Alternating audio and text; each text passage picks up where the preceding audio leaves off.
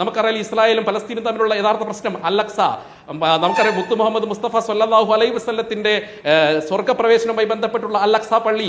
ആ അൽ-അഖ്സ പള്ളിയുടെ പേരിലാണ് ഇന്നും ഹമാസും ഇസ്രായേലും പലസ്തീനും തമ്മിലുള്ള പ്രശ്നം ഉണ്ടാവുന്നത്. രണ്ട് ഹാഗിയ സോഫിയ, ഈ രണ്ട് പ്രശ്നങ്ങൾ ഇന്നും ലോകത്തുണ്ട്.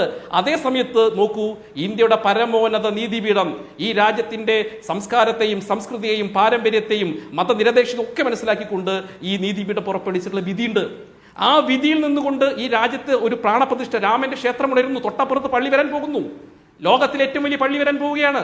സ്വാഭാവികമായിട്ട് ഞാൻ ഒരു കാര്യം കൂടി പറയാം മഞ്ജു സാർ, ഈ ക്ഷേത്രം വന്നു കഴിഞ്ഞാൽ അതിന്റെ ഏറ്റവും വലിയ ഗുണഭോക്താക്കൾ എന്ന് പറയുന്നത് അവിടുത്തെ മുസ്ലിം സമുദായത്തിൽപ്പെട്ട ആളുകളാണ്. നോക്കൂ, അവിടുത്തെ കച്ചവടം എന്ന് പറയുന്ന അയോധ്യയിലെ നിങ്ങൾ നോക്കൂ, അയോധ്യ രാമക്ഷേത്രത്തിന് ചുറ്റുമുള്ള കച്ചവടം നടത്തുന്ന ആളുകൾ മുസ്ലിം സഹോദരന്മാരാണ്. ആ മുസ്ലിം സഹോദരന്മാർക്കാണ് ഇത് ഒരു ടൂറിസ്റ്റ് ഹമ്പാവുന്നത് കൂടി ഏറ്റവും കൂടുതൽ പ്രയോജനം കിട്ടുന്നത്. തൊട്ടപ്പുറത്ത് പള്ളി വരുന്നു. നമ്മുടെ ശബരിമലയിൽ നമ്മൾ കണ്ടിട്ടുണ്ട്, ബാബരി പള്ളിയിൽ നിന്ന് ശബരിമലയിലേക്ക് പോകുന്നത് പോലെ നമുക്കറിയാം അവിടെയുള്ള ബാബരി മസ്ജിദിന് പകരം പണിയുന്ന പള്ളിയിൽ നിന്ന് രാമനിലേക്കുള്ള ദൂരം ഈ രാജ്യത്തിലെ ഹിന്ദുവിന്റെയും മുസ്ലിമിന്റെയും മതമൈത്രിയുടെ പ്രതീകമായിട്ടാണ് നമ്മൾ അതിനെ കാണേണ്ടത്. അതിന് കേവലം ചെറിയ ബാലിശമായ ആരോപണങ്ങൾ ഉന്നയിച്ചുകൊണ്ട് കോൺഗ്രസ് പങ്കെടുക്കാൻ പാടുണ്ടോ, CPM പങ്കെടുക്കാൻ പാടുണ്ടോ, ഞങ്ങളാണ് ആരാധനയ്ക്ക് അനുമതി കൊടുത്തത് എന്നൊക്കെ പറഞ്ഞ് ഈ രാജ്യത്തിലെ ജനങ്ങൾക്കിടയിൽ വർഗീയതയും ധ്രുവീകരണവും ഇനിയും നിങ്ങൾ എന്തിനാണ് നടത്തുന്നത്? ഞാൻ പറയുന്നത് ഒരു ചാപ്റ്റർ അവസാനിച്ചു. ആ ചാപ്റ്റർ അവസാനിക്കുന്നത് സ്വാഭാവികമായിട്ടും നമുക്ക് നീതിപീഠത്തിന്, പരമോന്നത നീതിപീഠത്തിന് അറിയാലോ, ഫാക്ടുകളൊക്കെ പരിശോധിച്ചല്ലോ, വിധിയുണ്ടായി. ആ വിധി എല്ലാവരും അംഗീകരിച്ചില്ല. അതുകൊണ്ട് ഞാൻ നേരത്തെ പറഞ്ഞു, ഇക്ബാൽ അൻസാരി അടക്കം, ഇക്ബാൽ അൻസാരി ഞാൻ പറയാനുള്ള കാരണം, ഇത് ഇക്ബാൽ അൻസാരിയാം ആഷിം അൻസാരി ഒന്നും ഈ അനിൽ ബോസിനും കാര്യങ്ങൾക്കൊന്നും അറിയില്ല. ഈ ആഷിം അൻസാരിയാണ് ഏറ്റവും ഈ 95 വയസ്സിലാണ് ആഷിം അൻസാരി മരിക്കുന്നത്, 95ാമത്തെ വയസ്സിലാണ് മരിക്കുന്നത്. ഈ തർക്ക മന്ദിരത്തിലെ ഏറ്റവും സീനിയർ ആയിട്ടുള്ള ബാബരി മസ്ജിദ് അവിടെ അതുമായി ബന്ധപ്പെട്ട വ്യവഹാരത്തിലെ ഏറ്റവും സീനിയർ ആയിരുന്നു. അദ്ദേഹത്തിന്റെ മകനടക്കം അവിടെ പങ്കെടുക്കുന്നു. മുസ്ലിം സമുദായത്തിൽപ്പെട്ട പ്രമുഖരായിട്ടുള്ള ആളുകൾ അവിടെ പങ്കെടുക്കുന്നു.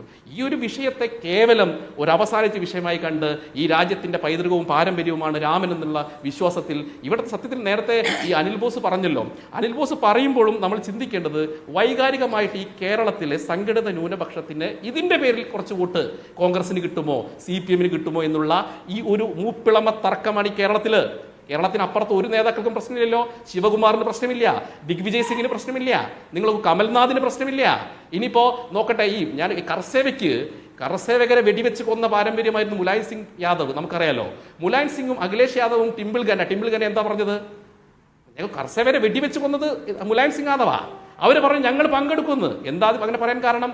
ഒരു രാജ്യത്ത് ഒരു പ്രശ്നം അവസാനിച്ചു, സ്വാഭാവികമായിട്ട് അതിൻ്റെ അലയടികളിൽ വീണ്ടും ഹിന്ദു മുസ്ലിം വർഗീയ കലാപങ്ങൾ ഈ രാജ്യത്ത് ഉണ്ടാവരുത്. 500 വർഷം നമ്മൾ കണ്ടു. 1428 മുതൽ നമ്മൾ 2019 വരെ ഈ രാജ്യം കലാപാന്തരീക്ഷത്തിലേക്ക് പോയിട്ടുണ്ട്. സത്യമാണ്, മുറിവുകൾ പലക്കും പറ്റിയിട്ടുണ്ട്. ഈ മുറിവുകൾ ഉണങ്ങണ്ടേ? എല്ലാ കാലത്തും നമ്മൾ ഈ ഒരു ബാബരി മസ്ജിദിന്റെയും തർക്കമന്ദിരത്തിന്റെ പേര് പറഞ്ഞുകൊണ്ട് ഈ രാജ്യത്തിലെ ജനങ്ങൾ നമ്മുടെ വികസനത്തെ തടയണോ? കമ്മ്യൂണിസ്റ്റുകാരൻ അജണ്ട ഉണ്ട്, കാരണം അവൻ പ്രവർത്തിക്കുന്നത് ചൈനയ്ക്ക് വേണ്ടിയിട്ടാണ്, കാരണം ഈ രാജ്യത്തിന്റെ വികസനത്തിന് വേണ്ടിയിട്ടല്ല. പക്ഷെ ഞാൻ പറയുന്നത് ഈ രാജ്യത്തിന്റെ ഈ അനിൽ ബോസിനെ പോലെയുള്ള കോൺഗ്രസ്സുകാരനെ എനിക്ക് അറിയില്ല, പക്ഷെ ഈ രാജ്യത്തിലെ കോൺഗ്രസിന് ഒരു പാരമ്പര്യമുണ്ട്. ആ പാരമ്പര്യം എന്ന് പറയുന്നത് കമ്മ്യൂണിസ്റ്റുകാരന്റെ മതേതര പാരമ്പര്യമല്ല, യഥാർത്ഥ മതേതര പാരമ്പര്യം അവകാശപ്പെടാനുള്ള പ്രസ്ഥാനമായിരുന്നു ഇന്ത്യൻ നാഷണൽ കോൺഗ്രസ്. അത് ഇന്നത്തെ നമ്മുടെ മല്ലികാർജ്ജുന ഖാർഗെയുടെ കോൺഗ്രസ് അല്ല, സോണിയാഗാന്ധിയുടെ കോൺഗ്രസ് അല്ല. നെഹ്റുവിന്റെ കാലത്ത് രാംലല്ല ബാബരി മസ്ജിദിൽ പ്രത്യക്ഷപ്പെട്ടത് കോൺഗ്രസിന്റെ കാലത്താണ്. അവിടെ പൂജയ്ക്ക് തുറന്നു കൊടുക്കുന്നത് കോൺഗ്രസിന്റെ കാലത്താണ്. ഇതൊക്കെ ചെയ്തത് വോട്ട് തട്ടാനാണെന്ന് ആദ്യം ആരോപിക്കുക, എന്നിട്ട് ഇപ്പോൾ പറയുന്നു അതൊക്കെ മഹത്തായ സെക്യുലർ പാരമ്പര്യമാണെന്ന് പറയുക.